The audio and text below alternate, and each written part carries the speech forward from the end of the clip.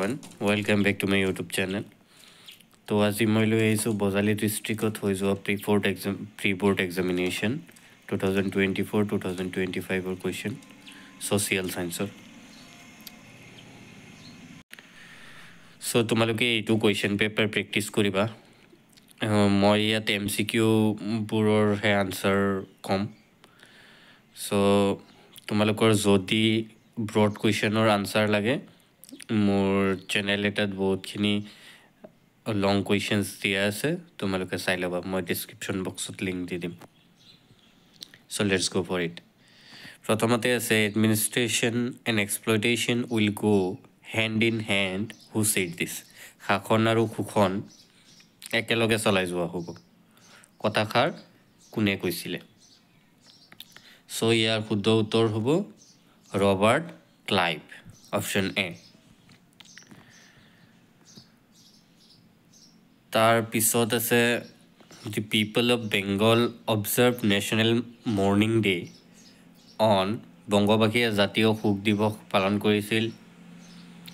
ইয়াৰ শুদ্ধ উত্তৰ হ'ব অপশ্যন এ 16 অক্টোবৰ 1905। তাৰ পিছৰটো কুৱেশ্যন তলত দিয়া কোনবোৰ ঘটনা আৰু এইসমূহ সংঘটিত হোৱা চনবোৰ শুদ্ধভাৱে মিল আছে।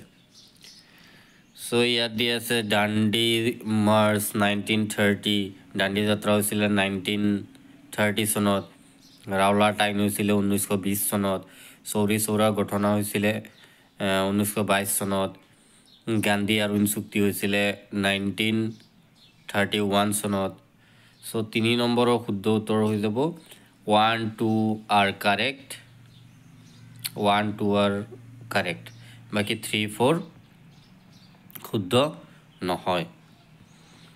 তাৰ পিছৰটো কুৱেশ্যন আছে 4 নম্বৰ do or die was the slogan related to which movement of India's freedom.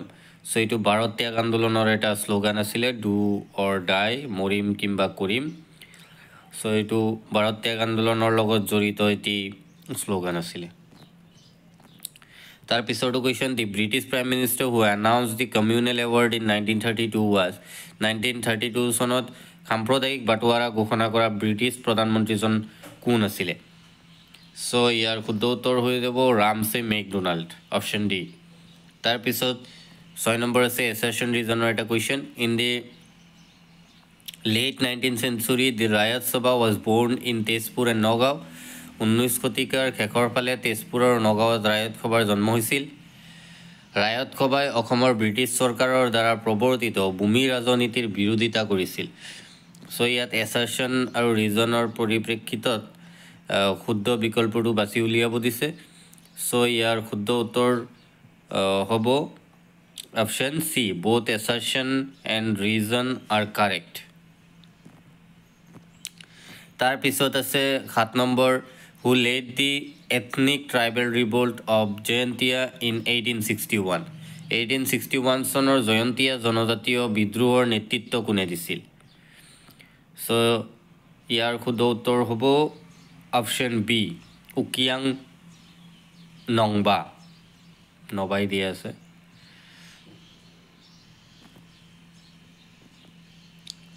তাৰপিছত 8 নম্বৰ আছে অসমীয়া কৃষকৰ পৰা ভূমি খাজনা বৃদ্ধি নিৰ্ধাৰণৰ বিৰুদ্ধে কোনে মফট মিলছক আৰ্জি লিখিছিল?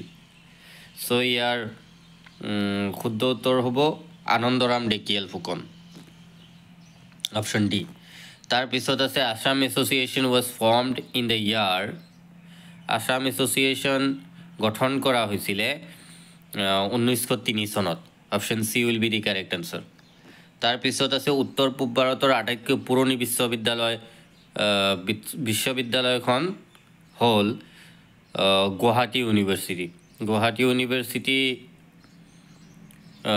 Is the oldest university in North East India.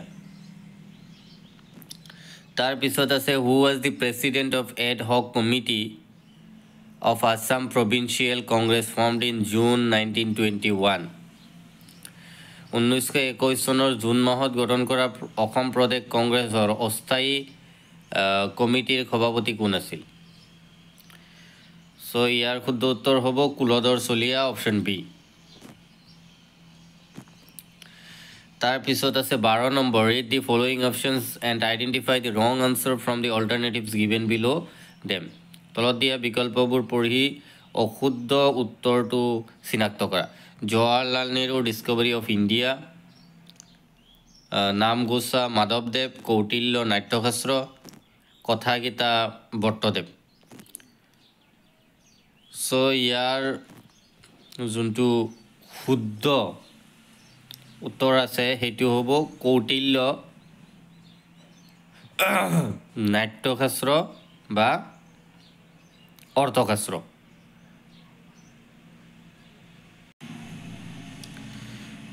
অলপ কাহ হৈ আছে সৰি ফৰ দি ইণ্টাৰাপশ্যন তাৰপিছত আছে তলৰ কোনটো জনজাতি অষ্ট্ৰিক গোষ্ঠীৰ অন্তৰ্ভুক্ত সো ইয়াৰ শুদ্ধ উত্তৰ হ'ব জয়ন্তীয়া জনজাতি জয়ন্তীয়া ট্ৰাইব তাৰপিছত 14 নম্বৰ আছে হৰ্ণবিল উৎসৱ কোন ৰাজ্যত উদযাপন কৰা হয় হৰ্ণবিল উৎসৱ নাগালেণ্ডত উদযাপন কৰা হয় তাৰ পিছত আছে হস্তি বিদৰ্ণৱ কিতাপখন কোনে লিখিছিলে তো হস্তি বিদৰ্ণৱ কিতাপখন সুকুমাৰ বৰকাইতে লিখিছিলে option B will be the correct answer which one of the following is man made resources তো মেন মেড ৰিচোৰ্চেছ যদি আমি চাওঁ forest it is not man made resources rivers mineral oil so mineral অইলক purify কৰি কিনে যিটো ব্যৱহাৰৰ উপযোগী কৰে সেইটো মানৱসৃষ্ট সম্পদ বুলি ক'ব পাৰি উপযুক্ত কৰাৰ পিছত কিন্তু ইয়াৰ আগত ই প্ৰাকৃতিক সম্পদ হিচাপে পৰিগণিত হৈ থাকে so option C will be the correct answer জলসিঞ্চন তাৰ পিছত 17 নম্বৰ আছে তলৰ কোনটো প্ৰাথমিক বৃত্তি নহয় সো প্ৰাথমিক বৃত্তি যদি আমি চাওঁ পৰ্যটন নহয় প্ৰাথমিক বৃত্তি তাৰ পিছত আছে তলৰ কোনটো এটা অজীৱীয় সম্পদ ইয়াৰ শুদ্ধ উত্তৰ হ'ব মিনাৰেলছ খনিজ পদাৰ্থ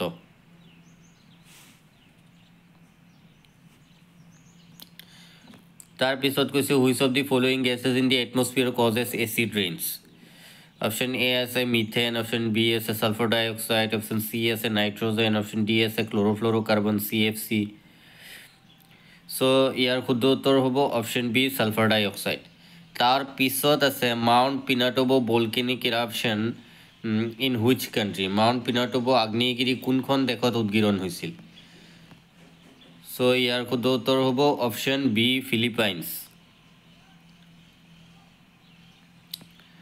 তাৰপিছত in which continent the world's highest lake Titicaca located কোনখন মহাদেশৰ পৃথিৱীৰ উচ্চতম হ্ৰদ টিটিকাকা অৱস্থিত সো এইটো সাউথ আমেৰিকাত আছে দক্ষিণ আমেৰিকাত অৱস্থিত হৈ আছে লেক টিটিকানা তাৰ পিছত আছে what is the capital of Brazil ব্ৰাজিলৰ ৰাজধানী কি তো ব্ৰাজিলৰ ৰাজধানী ৰিঅ' ডি জেনেৰিঅ তাৰ পিছত আছে 23 the longest mountain range in all these পৃথিৱীৰ দীৰ্ঘতম পৰ্বতশ্ৰেণীটো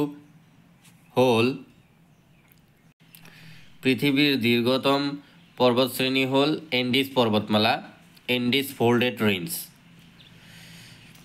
তাৰ পিছত আছে 24 as per the census of India 2011 what was the population density of Assam so ইয়াৰ শুদ্ধ উত্তৰ 398 per kilometer square so option C will be the correct answer তাৰ পিছত আছে জনসংখ্যাৰ ফালৰ পৰা অসমৰ আটাইতকৈ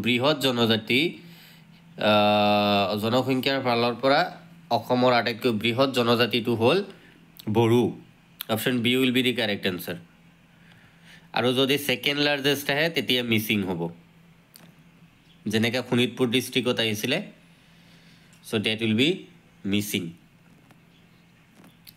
তাৰ পিছত তলৰ উক্তিসমূহৰ পৰা অসমৰ জনসংখ্যাৰ বিতৰণ সম্পৰ্কত শুদ্ধ উত্তৰটো বাছি উলিওৱা about 80% of people's population live in Brahmaputra valley অসমৰ মুঠ জনসংখ্যাৰ 85% লোক ব্ৰহ্মপুত্ৰ উপত্যকাত বাস কৰে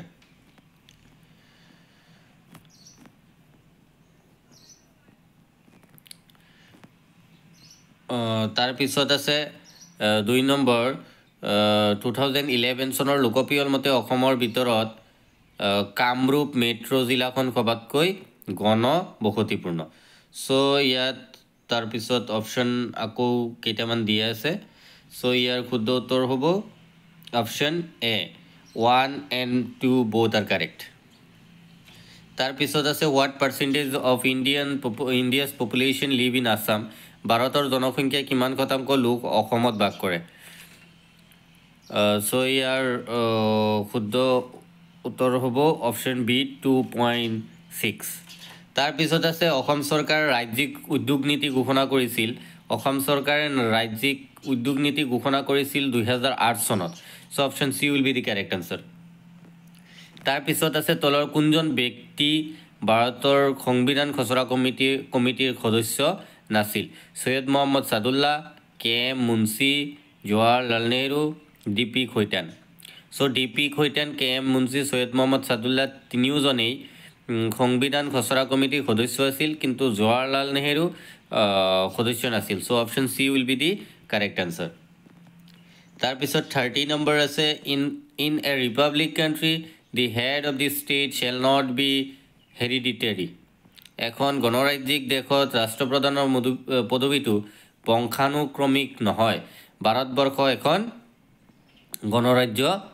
গণৰাজ্যিক দেশ নহয় সো 30 নম্বৰৰ শুদ্ধ উত্তৰ হ'ব assertion is correct and r is incorrect reason is incorrect তাৰ পিছত আছে 31 বিশ্ব মানৱ অধিকাৰ দিৱস পালন কৰা হয় বিশ্ব মানৱ অধিকাৰ দিৱস পালন কৰা হয় 10 ডিসেম্বৰত তাৰ পিছত আছে ৰাষ্ট্ৰসংঘৰ প্ৰথম সচিব প্ৰধানজন কোন আছিল সো ইয়াৰ শুদ্ধ উত্তৰ হ'ব ট্ৰাইব হাৰ্ডানলি তাৰ পিছত আছে in which of the following is not a primary organ of the United Nations Organization তলৰ কোনটো ৰাষ্ট্ৰসংঘৰ মুখ্য অংগ নহয় ৰাষ্ট্ৰসংঘৰ মুখ্য অংগ নহয় option B amnesty international option B তাৰ পিছত 34 আছে আন্তৰ্জাতিক অনুষ্ঠান আৰু খিবিলাকৰ মুখ্য কাৰ্যালয়ৰ পৰিপ্ৰেক্ষিতত অমিলটো বাছি উলিওৱা ইণ্টাৰনেশ্যনেল অৰ্গানাইজেশ্যন আৰু হেডকোৱাৰ্টাৰ্ছ দুটা পাৰ্ট কৰা হৈছে ইণ্টাৰনেশ্যনেল ফুটবল ফেডাৰেশ্যন অৰ্থাৎ ফিফা ফিফাৰ যেটো হেডকোৱাৰ্টাৰ্ছ দিছে এটো জুৰিক দিছে United Nations Organisation UNO New York Commonwealth of Nations Singapore International Cricket Council Dubai so যদি আমি অমিলটো চাও অমিলটো আমাক যেহেতু বাছি উলিয়াব দিছে সো ইণ্টাৰনেশ্যনেল ফুটবল ফেডাৰেশ্যন জুৰিকত আছে ইউনাইটেড নেশনস অৰ্গানাইজেশ্যন নিউয়ৰ্কত আছে ইণ্টাৰনেশ্যনেল ক্ৰিকেট কাউন্সিল ডুবাইত আছে কিন্তু কমনৱেলথ অফ নেশ্যন যেটো আছে এটো সিঙ্গাপুৰত নাই so option C will be the correct answer তাৰ পিছত আছে ৰাষ্ট্ৰসংঘৰ নিৰাপত্তা পৰিষদৰ স্থায়ী সদস্য ৰাষ্ট্ৰৰ সংখ্যা হ'ল 5 তাৰে 4খন সদস্য ৰাষ্ট্ৰ ৰাছিয়া চীন গ্ৰেট ব্ৰিটেইন আমেৰিকা যুক্তৰাষ্ট্ৰ পঞ্চমখন স্থায়ী সদস্য ৰাষ্ট্ৰ হৈছে France option A will be the correct answer তাৰ পিছত আছে মুদ্ৰা ক্ৰমবিকাশৰ স্তৰসমূহৰ কোনটো ক্ৰম ক্ষুদ্ৰ বিনিময় প্ৰথা জন্তুমান কাগজী মুদ্ৰা ধাতু মুদ্ৰা সো এনেকে যদি আমি চাও option D is the correct answer প্ৰথমতে বিনিময় প্ৰথা হৈছিল তাৰ পিছত জন্তুমান তাৰ পিছত অমুদ্ৰিত ধাতুমান তাৰ পিছত ধাতু মুদ্ৰা তাৰ পিছত কাগজী মুদ্ৰা তাৰ পিছৰটো কোৱেশ্চন আছে তলত উল্লেখিত কোনটো বা কোনবোৰ মুদ্ৰাৰ বৈশিষ্ট্য নহয় মুদ্ৰাৰ সাধাৰণ গ্ৰহণযোগ্যতা থাকিব লাগিব মুদ্ৰাৰ সাধাৰণ গ্ৰহণযোগ্যতা থাকিব লাগে দি সাপ্লাই অফ মানি ৰিমেইনস ফিক্স মুদ্ৰাৰ যোগান সদায় একে থাকে মানি মাষ্ট হেভ লিকুইডিটি, মুদ্ৰাৰ তাৰল্য গুণ থাকিব লাগিব। চ' ইয়াৰ যদি আমি শুদ্ধটো চাওঁ 1, 3 আৰ কাৰেক্ট। 1 আৰু 3 শুদ্ধ হয়, কিন্তু 2 শুদ্ধ নহয়। So' option C will be the correct answer. তাৰপিছত আছে the headquarters of SIDBI is located in, চিডবিৰ মুখ্য কাৰ্যালয় ক'ত অৱস্থিত? চ' চিডবিৰ মুখ্য কাৰ্যালয় কলকাতাত অৱস্থিত হৈ আছে বৰ্তমান।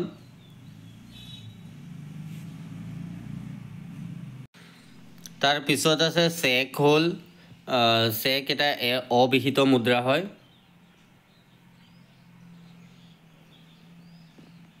Option B.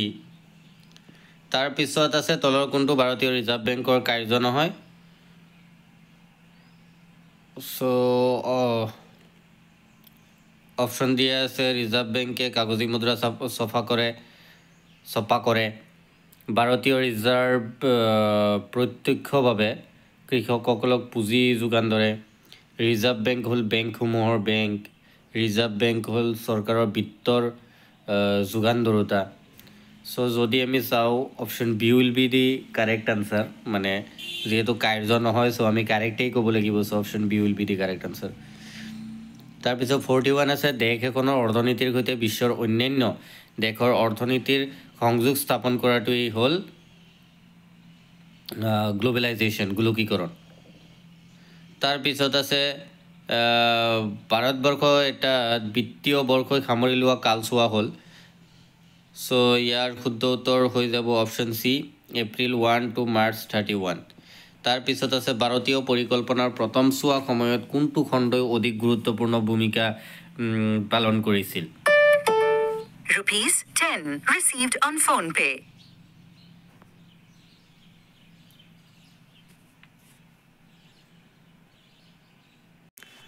চ' ইয়াৰ শুদ্ধ উত্তৰ হ'ব অপশ্যন চি, ৰাজহুৱা খণ্ডই।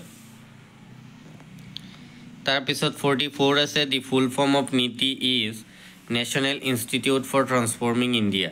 তো 44ৰ National Institute for National Institution for Transforming India, option A. তাৰপিছত আছে 45, তলৰ কোনটো মানৱ উন্নয়নৰ সূচক নহয়? চ' মানৱ উন্নয়নৰ সূচক নহয় পাৰ কেপিটা ইনকাম, জনমূৰি আয়। তাৰপিছত বাকীখিনি ডেছক্ৰিপটিভ কুৱেশ্যন আছে, এইখিনি তোমালোকে প্ৰেক্টিছ কৰিবা চোৱা।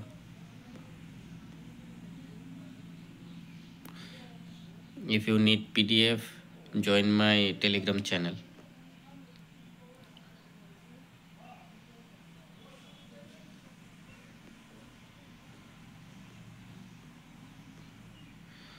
So thank you for watching, and তোমালোকে প্ৰেক্টিছ কৰিবা যিমান দূৰ হয়, আৰু যদি কিবা প্ৰব্লেম হয় let me know in the comment section. Thank you.